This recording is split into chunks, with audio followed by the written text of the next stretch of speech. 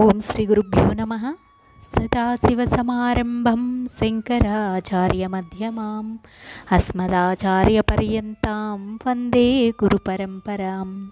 సాక్షాత్తు ఆ కైలాస శంకరుడే ఆదిశంకరునిగా కాలడిలో కేరళ రాష్ట్రంలో 788వ సంవత్సరంలో ఆర్యమాంబ శివగురు దంపతులకు వైశాఖ శుద్ధ పంచమి రోజున జన్మించారని అందరూ నమ్ముతారు. భారతదేశం అంతటా కూడా ఆయన పాదయాత్ర చేస్తూ హిందూ ధర్మాన్ని, హిందూ మతాన్ని, దాని యొక్క గొప్పతనాన్ని, ఔన్నత్యాన్ని చాటి చెప్పారు. అనేక పీఠాలను, మఠాలను స్థాపించి ఆయన 32వ ఏట కేదారనాథ్లో ఆయన శివైక్యం పొందారు. ఎందరో ఉగ్రదేవతలను సైతం కూడా ఆయన శ్రీచక్రాలను స్థాపించి అన్ని పీఠాలలో కూడా ఆ దేవతామూర్తులను శాంతమూర్తులుగా మార్చారు. గురు శంకరుల గూర్చి ఎంత చెప్పినా కూడా అది తక్కువే అవుతుంది. అలాంటి గురువు శంకరుల వారి 1236వ జయంతి ఈ 2024వ సంవత్సరంలో మే 12వ తారీఖున వచ్చింది. ఆ దైవానికి మనం ఎలా దగ్గర కావాలో తెలిపిన వారు శంకరులు.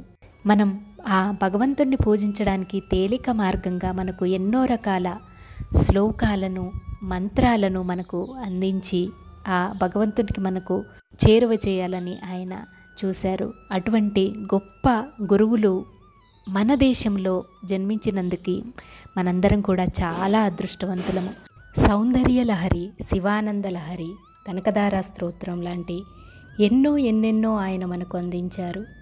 ఆయన చిన్నప్పుడే తండ్రి కాలం చేస్తే ఆయన భిక్షాటన చేస్తూ ఉండేవారు. ఆ సమయంలో ఒకనాడు ఒకరింటికి భిక్షకు పోగా ఇంట ఏమీ లేని ఆ పేదరాలు ఒక ఉసిరికాయ ఉంటే, నాయనా శంకరా, ఇదిగో నా ఇంట ఇదే ఉంది, దీన్ని స్వీకరించు అని అంది. ఆమె వాత్సల్యానికి ప్రేమకు కరిగిపోయిన ఆదిశంకరులు అక్కడే వెంటనే ఆసువుగా మహాలక్ష్మీదేవిని గూర్చి ఒక స్తుతి చేయగా ఆ మహాలక్ష్మి అమ్మవారు ఆ పేదరాలి ఇంట బంగారు ఉసిరికల వర్షం కురిపించిందట. అదే కనకధార స్తోత్రం. ఆయన జీవితంలో జీవులను ఉద్ధరించడానికి ఎన్నెన్నో చేశారు. సాక్షాత్తు కైలాసానికి కూడా పోగలిగినంత శక్తి మనిషిగా జన్మించిన ఆదిశంకరులకు తప్ప మరెవరికైనా సాధ్యమవుతుందా? అలాంటి గురువుని ఈ రోజున పూజించుకుందాము. పూజించుకోవడం కుదరకపోయినా సరే కనీసం ఆయన మనకు అందించిన శ్లోకాలనైనా చదువుకొని ఆయన ఒకసారి స్మరించుకుందాం.